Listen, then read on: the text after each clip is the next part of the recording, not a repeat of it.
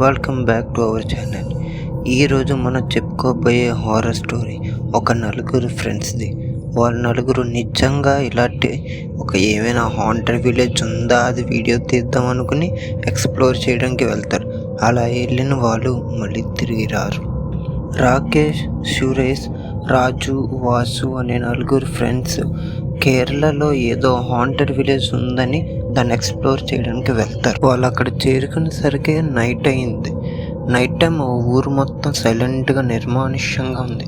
ఒక్క మనిషి కానీ లేకపోతే కుక్కలు కానీ ఏవి కనిపించట్లేదు.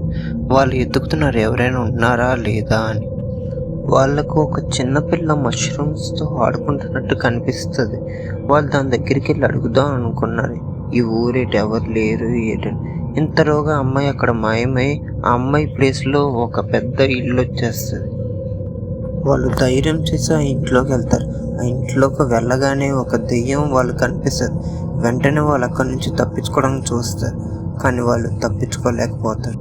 రాత్రి నిర్మానుష్యంగా క్లీన్గా ఉన్న విలేజ్ పొద్దున కల్లా ఊరు మొత్తం మంచుతో కప్పిపడిపోయి ఉందంటే నిజంగానే హాంటెడ్ విలేజ్ ఉందా? మీకు కనుక మా ఈ వీడియో నచ్చుంటే